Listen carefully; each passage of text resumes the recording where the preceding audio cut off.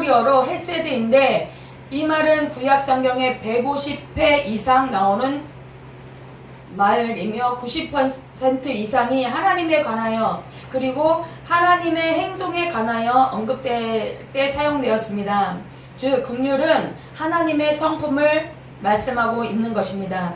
하나님께서 출애굽 사건을 통해서 긍휼을 보여주셨고 바벨론 포로 생활에 있는 그 이스라엘 백성들을 이끌어냄으로 인해서 그 하나님의 긍휼을 나타내셨습니다. 그리고 뿐만 아니라 하나님께서는 이 긍휼을 자연을 통해서도 자연 안에서 나타나고 있습니다. 마태복음 5장 45절에 해를 악인과 선인에게 모두에게 이 해를 비추신다고 말씀하셨고 또 비 또한 악인과 선인에게 공평하게 내려주신다라고 말씀해 주셨습니다. 이 헤세드라는 말은 긍휼이라는 말 외에 사랑과 자비라는 말로 번역되었습니다. 여기서 만약 하나님께서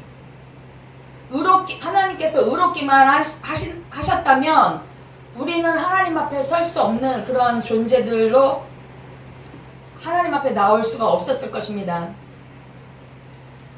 하나님께서는 의로운 분이시며 동시에 우리의 연약함과 부족함을 다 아시고 그것을 품어주시는 사랑의 하나님이신 것입니다.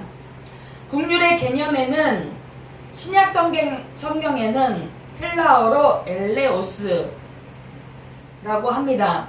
모두 27에 나오는데 아주 중요한 의미를 가지고 있습니다. 몇 가지 예를 들어서 얘기하면 에베소서 2장 4절에서 하나님은 긍휼이 풍성하시다라고 말씀하셨고 또 디도서 3장 5절에서는 우리를 구원하시는 것이 긍휼이라고 말씀하셨습니다. 또한 히브리서 4장 16절에 긍휼하심을 받아 은혜의 보좌 앞으로 담대히 나아갈 것이라고 말씀하셨습니다.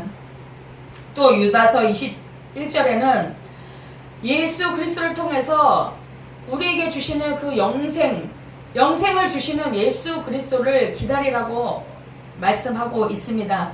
즉 영생은 그리스도를 통해서 주어진다는 것을 말씀하고 있습니다.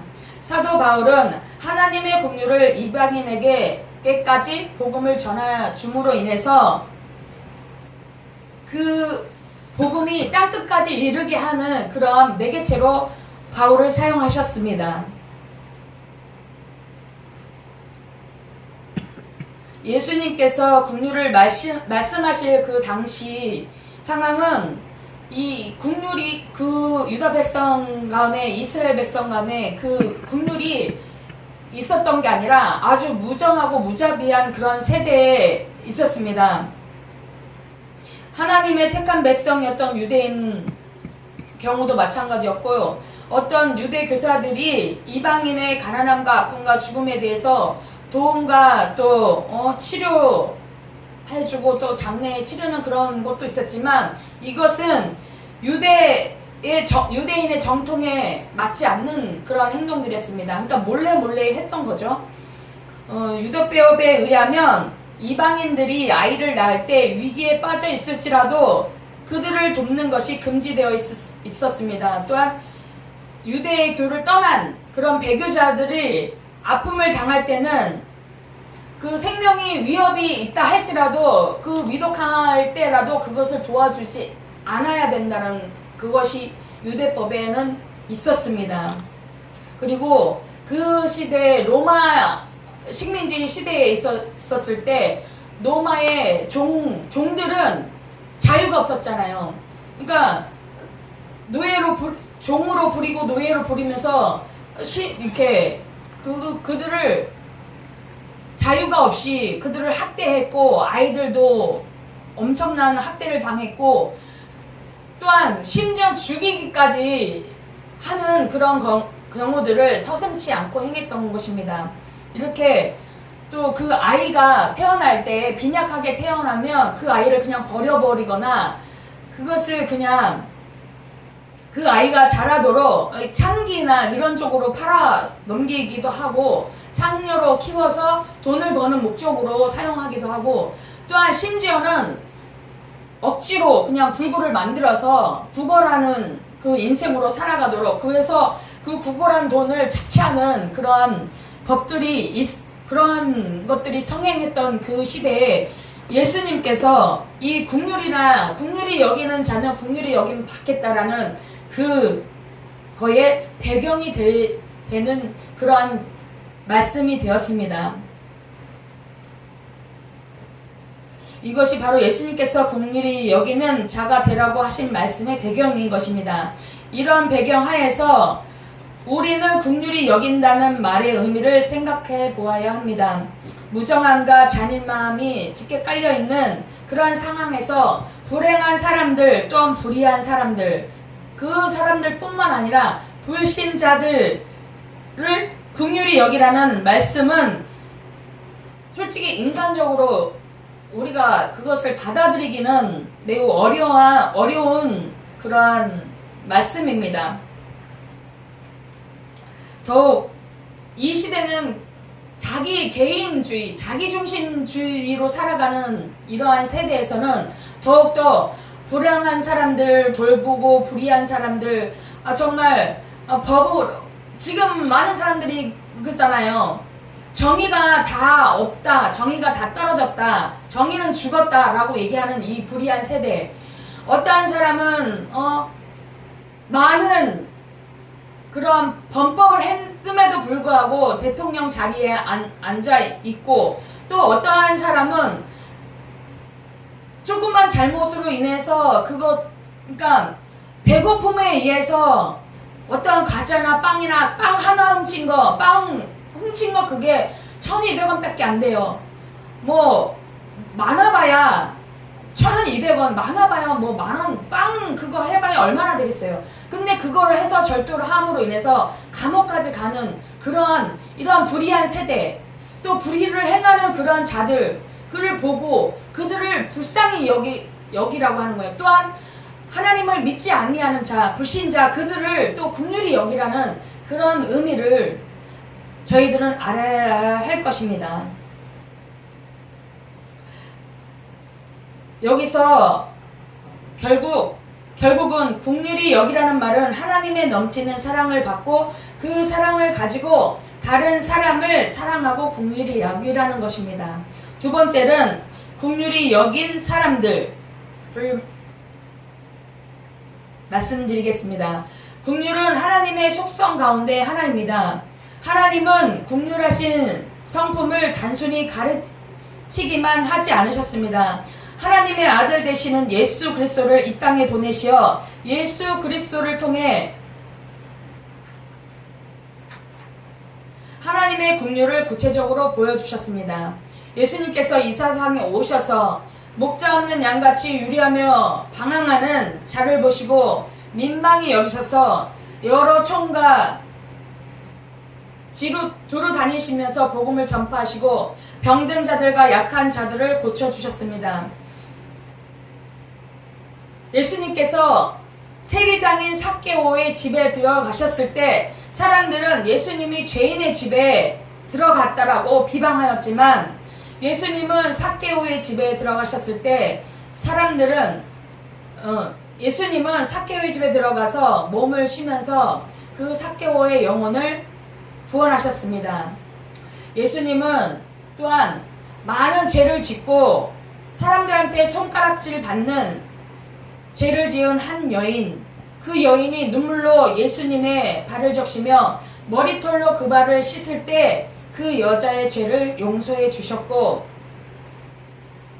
가늠하다 그 현장에서 잡힌 여인이 예수님 앞에 데려와서 판단을 해달라, 재판을 해달라 했을 때 그 여인의 죄를 모두 다 사해 주신 그 예수님, 그뿐만 아니라 십자가상에서 자기를 못 박은 죄인들을 하나님 앞에 기도하며 저들의 죄를 용서해달라고 말씀하셨던 예수님, 그 모두가 다 긍휼을, 예수님의 하나님의 긍휼을 받은 자들입니다. 예수님의 마음으로 세상을 바라본다면 우리 주변에는 긍휼히 여김을 받아야 할 자들이 너무나도 많이 있습니다. 환경적으로 또 물질적으로 또 정신적으로 불행한 사람들이 한두 사람이 아니지 않습니까? 이 세대는 예수님의 마음을 가지면 불행한 자들만이 긍휼의 대상은 아닙니다. 불의한 자, 아까도 말씀드렸지만 불의를 행한 자들도 긍휼의 대상입니다. 그들을 놓고 우리가 판단하고 정죄하고 할 것이 아니라 그들을 긍휼한 마음을 그들을 가슴을 품고 그들을 위해서 기도하고 그러한 자들이 돌이켜서 정말 정의가 바로 서는 나라가 되게 해달라고 기도해야 하고 그것이 하나님이 원하시는 또 긍휼을 받은 자가 해야 할 행동인 것입니다. 또한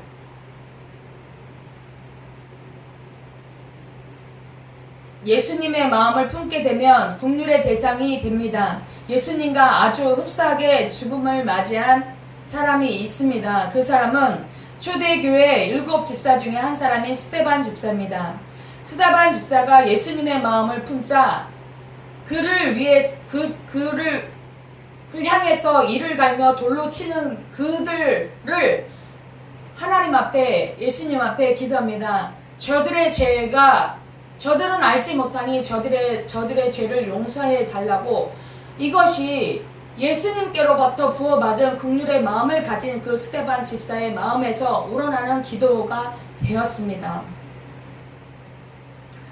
이 자신을 돌로 치는 그 대적자들을 위해서 주여 이 죄를 그들에게 돌리지 마옵소서 하며 기도했던 그러한 스데반 집사, 사도행전 7장 60절에 기록되어 있습니다. 불행한 것도 불의한 것도 비참하지만 그것보다 더 비참한 것이 있습니다. 그것은 하나님을 신뢰하지 않고 인생을 사는 그들인 것입니다. 불신자들, 그들은 이 땅에서 행복하게 살고 또 이 땅에서 사는 것이 다인 것처럼 살아가고 있습니다.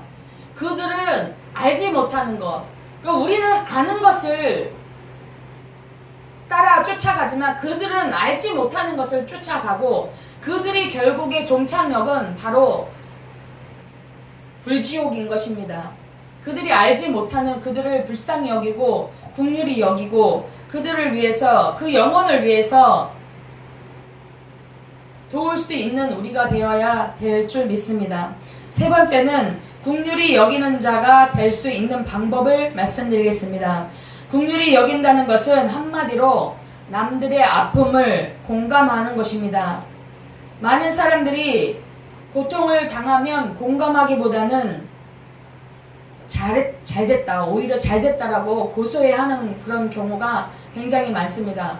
우리나라의 한 예로 보면 사촌이 땅을 사면 배가 아프다. 이거는 그 사람이 잘 되는 것을 보지 못하는 거예요.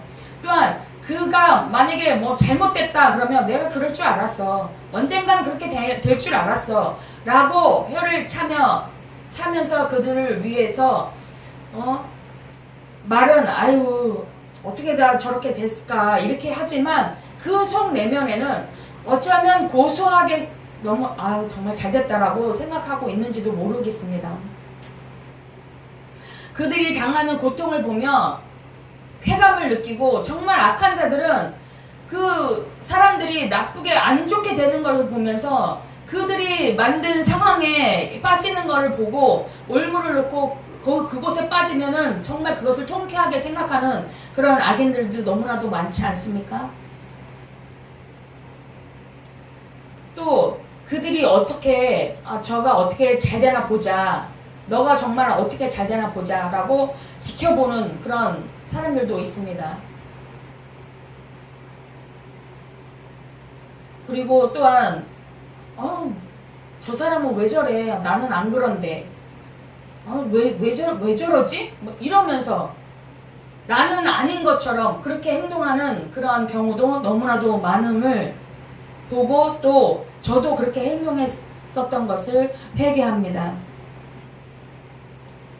다른 사람이 잘 되지 못하는 것을 보고 기뻐하거나 그것을 정말 무슨 어떠한 잘못된 부분들을 보면서 속으로는 쾌재를 부르고 있는 것이 바로 타락한 인간의 부패성입니다. 이런 사람들이 어떻게 하나님의 긍휼을 받을 수 있을까요? 저 또한 그것을 보면서 어떤 사람이 내가 정말 나에게 잘못했던 그 사람들이 잘못되어지는 걸 보면서 그래, 역시 하나님은 살아계셔. 그들이 고통당하고 어려움 당할 때 나한테 고통을 줘서 그들이 고통을 당하는 걸 볼 때 하나님이 그렇게 하셨을 거야 라고 생각하면서 오히려 역시 하나님은 내 편이야 라고 생각하는 이런 부분들, 이게 바로 하나님이 원치 않으시는 그런 부분들이에요. 그 사람이 나한테 아픔을 주고 잘못된 행동을 했다 할지라도 그들이 잘 되게 해달라고 오히려 원수를 사랑하고 그를 위해서 복을 빌어주라 하셨던 하나님의 말씀은 온데간도 없고, 나를 괴롭혔으니까 하나님이 저를 혼내준 거야 합리화시키며, 그래 하나님은 내 편이야, 나의 오른손을 붙드시고 저들을 혼내주셨어 라고 말하는 건 하나님이 원치 않으신다는 거예요. 저도 한때 그러는 때가 많았어요.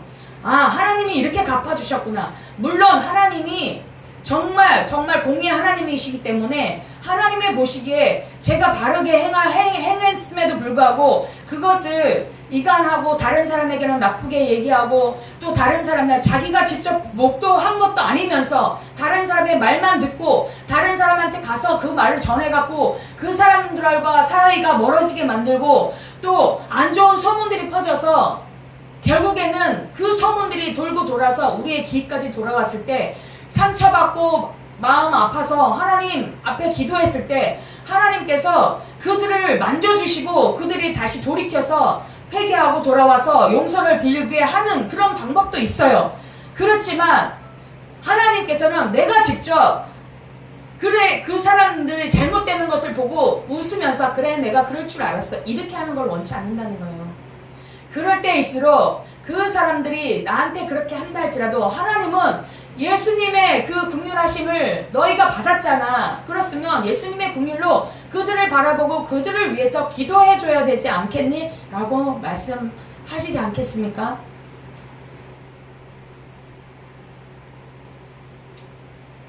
예수님께서 마태복음 9장 13절에서 너희는 가서 내가 긍휼을 원하고 제사를 원하지 아니하노라 하신 뜻이 무엇인지 배우라고 말씀하셨습니다.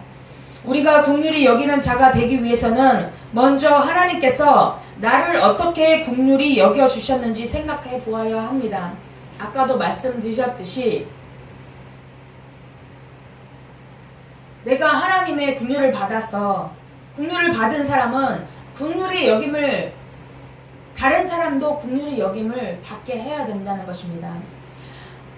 탕자의 비유를 보면 하나님의 긍휼 그 사랑을 보여주는 최고의 예라고 또 볼 수 있습니다. 탕자가 돌아왔을 때 아버지는 그 탕자가 돌아올 때를 말을 기다리면서 정말 상어가 먼데도 이제나 돌아올까 저제나 돌아올까 매일 노심초사하면서 기다렸던 아버지의 그 모습, 그때 당시 재산을 탕진하고 아버지 그 이스라엘 법에 어긋나는 그런 재산을 다 아버지가 돌아가신 후에 유산을 받는 것이 거의 다 맞는 건데 분깃을 미리 나눠달라 해서 그것을 가서 탕진하고 돌아왔던 그러면 많은 사람들이 이 사람이 돌아왔을 때 돌로 쳐 죽일 수 있는 그런 법이에요.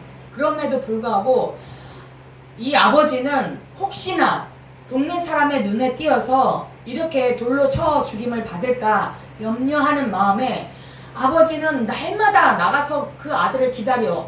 근데 그 아들이 돌아왔어요. 돌아왔는데 이 아버지는 그를 그냥 가서 너 내 재산을 가져가서 이렇게 하고 거지꼴로 돌아왔어? 난 너 내 아들을 받아줄 수가 없어 라고 내치는 것이 아니라 그냥 바로 그냥 그 즉시 용서를 하고 그 아들을 받아주는 그런 아버지, 그게 바로 긍휼인 것입니다. 무조건적인 사랑, 용서, 그것이 바로 긍휼입니다. 조건이 붙여지면 그것은 긍휼이 아닌 것입니다. 무조건적인 용서, 그 다음에 무조건적인 사랑 할 수 있는 저와 여러분 되시기를 바랍니다. 그게 돼? 어떻게 그렇게 할 수가 있어? 라고 질문을 하신다 그러면 저도 그럴 때 그렇게 그게 어떻게 돼? 나한테 정말 내 피 같은 그런 돈을 가지고 가서 그렇게 저기 다 날려 먹었는데 내 자식이라도 그게 어떻게 바로 그냥 너 왜 그렇게 했어? 너 그래서 넌 결국은 이렇게 해서 이렇게 된 거잖아 라고 꾸짖지 아니하고 그냥 무조건적으로 잘했어 하면서 받아줄 수 있는 게 그게 돼? 라고 물으신다 그러면 저도 안 됐어요. 지금도 어떻게 저를 찌르는 사람들한테 그게 안 돼요. 그런데 하나님은 뭐 어떻게 말씀하시냐면 너가 어떻게 구원을 받았어? 어떤 조건이 있었어? 네가 구원을 받을 만한 무슨 뭔가가 있었어? 그게 아니잖아. 무조건적인 그냥 하나님의 긍휼로 너는 구원을 받았잖아. 그러면 그 긍휼 받은 그것으로 다른 사람에게도 그 긍휼을 베풀어야 되지 않겠냐라고 말씀하실 때 우리는 뭐라고 말할까요? 아무 말도 할 수가 없는 것입니다. 우리는 구원받기 전에 죽어 마땅하고 지옥 가는 게 당연한 인간이었어요. 또 저주를 받아서 살아가는 그러한 인생이 당연한 우리의 삶이었습니다. 그럼에도 불구하고 하나님께서는 예수님의 십자가를 통해 십자가에서 죽으시고 우리의 모든 죄를 대속하심으로 말미암아 우리가 구원을 얻었습니다. 우리가 구원을 받을 때 조건이 아무 조건도 없었습니다. 예수님이 십자가에서 베푸신 은혜로 무조건적인 구원을 받았습니다. 그러므로 우리가 예수님을 붙드는 것이 바로 긍휼을 베푸는 가장 큰 원동력인 것입니다. 우리들의 용서는 어떻게 보면 조건부적인 용서. 그래, 네가 나한테 용서를 구했으니까 내가 용서할게. 너가 나한테 용서를 안 구하면 난 널 용서하지 않을 거야. 이런 조건. 그러나 하나님께서는 그래, 네가 무엇을 나한테 어떻게 해서 이렇게 내가 너를 구원해 주는 게 해줄게 라가 한 게 아니에요. 하나님은 우리가 정말 죄인 되었을 때 우리를 찾아오셔서 그분이 우리가 예수를 믿게 하시고 그 믿는 것으로 말미암아 우리가 구원받게 하신 거예요.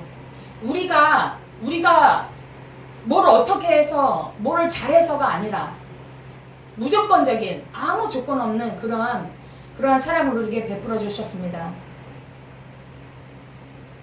그래서 우리는 이렇게 우리를 아프게 하고 또 우리를 찌르는 사람들 정말 까닭없이 예수 믿는 그것 때문에 하나님의 종으로서 살아가는 그것 때문에 많은 사람들한테 핍박받고 또 억울한 누명을 쓰고 억울한 소리를 들어가면서까지도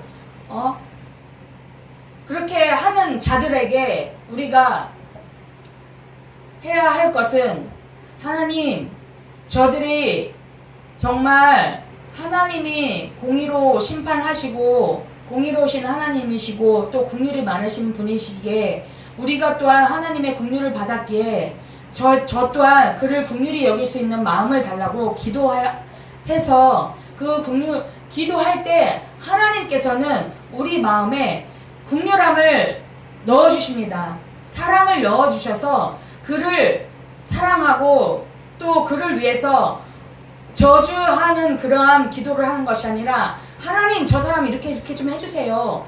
하나님 저를 좀 본보기로 좀 어떻게 좀 해주세요 라고 하는 것이 아니라 아까 목사님 그러셨어요. 하나님이 모든 것이 원하는 대로 구하면 다 들어주신다. 그런데 그것이 선하냐 악하냐 하나님은 그 모든 기도를 들어주시지만 그것에 악한 기도는 하나님이 받지 않으신다 하셨어요. 나를 괴롭히는 자를 하나님 저 사람 좀 어떻게 좀 때려주세요. 몽둥이 들어서 저 사람 때려주세요. 이렇게 기도한다고 하나님이 들어주겠냐. 그런 하나님은 아니시다라고 말씀하셨듯이 하나님은 그런 기도를 원하시는 게 아니라 여기서 긍휼, 사랑 이거는 이 긍휼에는 용서가 다 들어있는 모든 용서, 모든 사랑함이 다 들어있는 거예요. 그러니까 그게 안 된다 그러면 그것을 하나님 앞에 하나님 내가 안 돼요. 내 마음이 그를 용서할 수가 없어요. 내가 너무 아프고 그 통해서 내가 너무 다쳤고 아프고 상처받았기 때문에 이 상처를 어떻게 할 수가 없어요. 그 사람을 어떻게 가서 제가 막 때려 죽이고 싶은 그런 심정이 너무나도 많지만 내가 예수 믿는 것 때문에 그렇게 할 수 없습니다. 그런데 이 용서할 수 없는 마음을 품고 가면 내가 자꾸 죄를 질 수밖에 없어요. 그 사람을 미워할 수밖에 없어요. 하나님은 그 사람을 미워하는 것도 살인하는 것이라고 말씀하셨는데 내가 날마다 그 사람을 살인을 저지르고 내가 살인자가 되어서 그 사람을 날마다 죽이고 미워하고 그 사람을 죽이는 그런 살인자가 되는 내가 너무나도 싫어요. 하나님 그러니까 나에게 그 사람을 용서할 수 있는 긍휼을 가질 수 있는 그 마음을 달라고 기도할 때 하나님께서는 이 마음을 바꿔주셔서 그를 용서할 수 있는 마음으로 또 그를 하나님께로 다시 돌아올 수 있는 기도로 바꿔주시는 기도를 하셨고 또 그 기도를 통해서 상대의 마음까지도 하나님이 만져서 그 사람이 다시 돌아와 회개하고 화합하는 그런 계기로 만들어주시는 것입니다.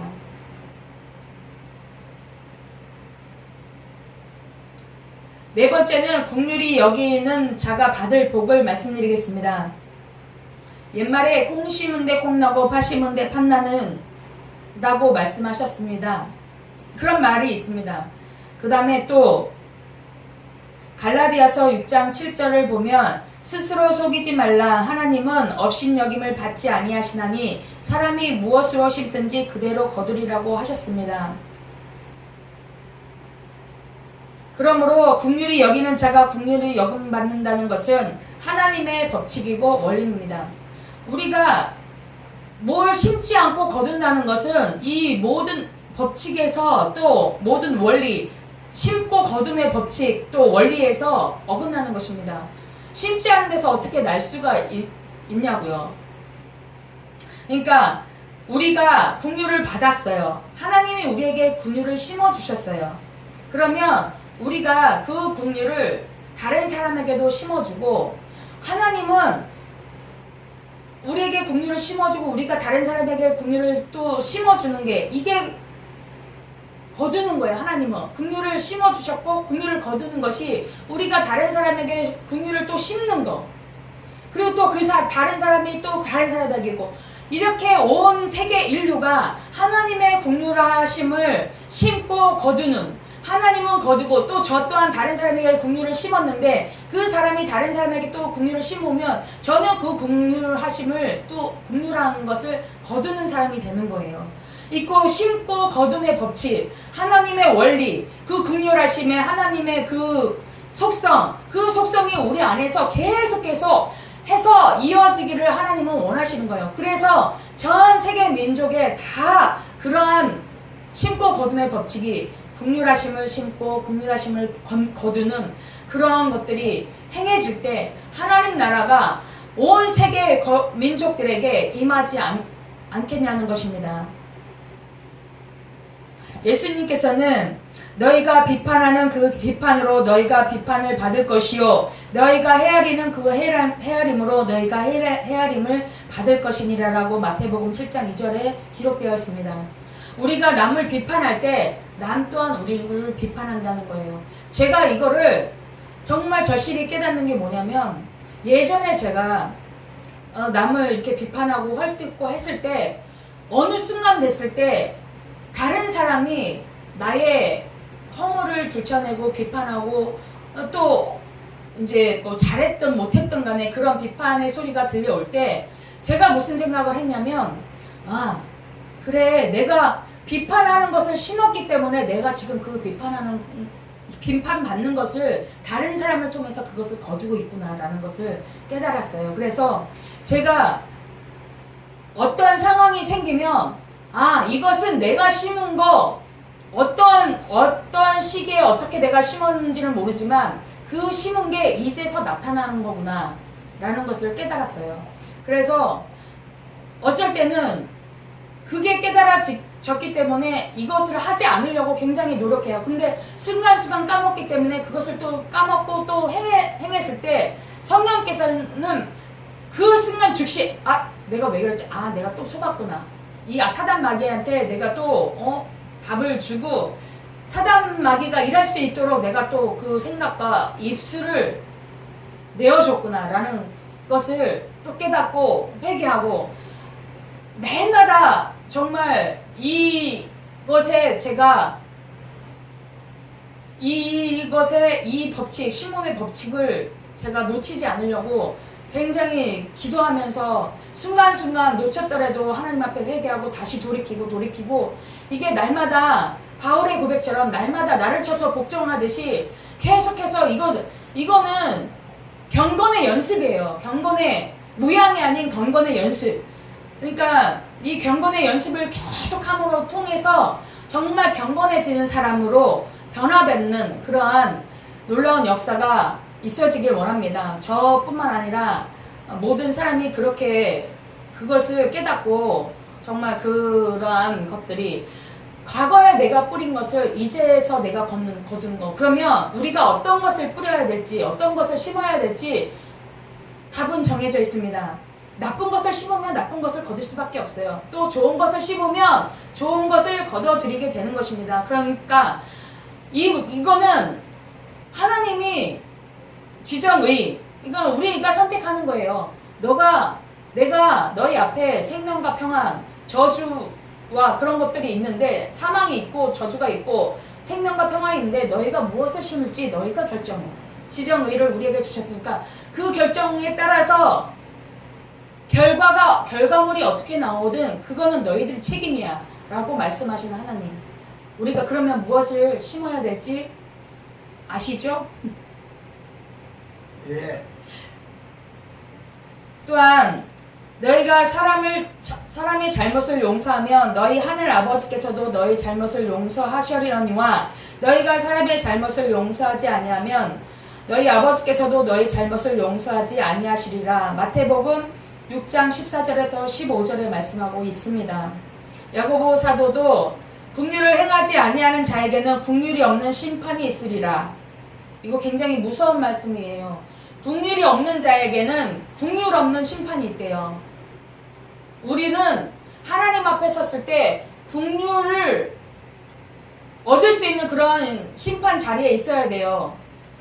하나님이 긍휼이 없이 우리를 심판하면 우리 다 지옥 갈 수밖에 없어요.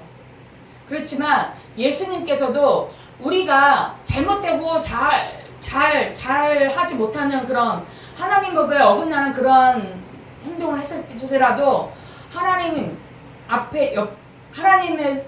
앞에서 이들을 용서해달라고, 내가 그를 위해서 십자가에 아버지 말씀에 순종해서 내가 그 대가를 치렀지 않습니까? 아버지 그 모든 죄를 사하는 권세를 저한테 주셨으니 저들의 죄를 용서해 주세요 라고 그 하나님의 긍휼, 예수님의 그 사랑의 긍휼을 입는 그러한 자가 되어야 되겠습니다. 사람은 남을 판단하는 대로 판단을 받고 자기 이웃에게 긍휼을 베푼 대로 긍휼을 받게 됩니다. 긍휼의 실천은 우리를 하나님과 연합하게 만드는 것이고요. 또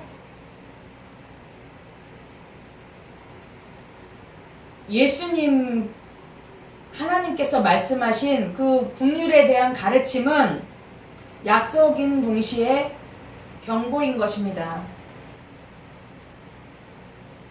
결론을 말씀드리겠습니다. 긍휼함은 하나님의 성품입니다. 그러므로 우리에게 긍휼이 많을수록 하나님을 더 많이 닮는 것이고 더 많은 긍휼을 받게 되는 것입니다.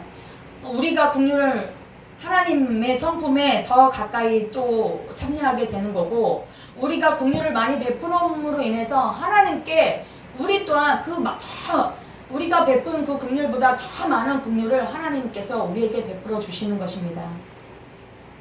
긍휼히 여기는 자가 되어서 긍휼히 여기는 자의 복을 누리는 우리 모두가 될 줄 믿습니다. 기도하겠습니다.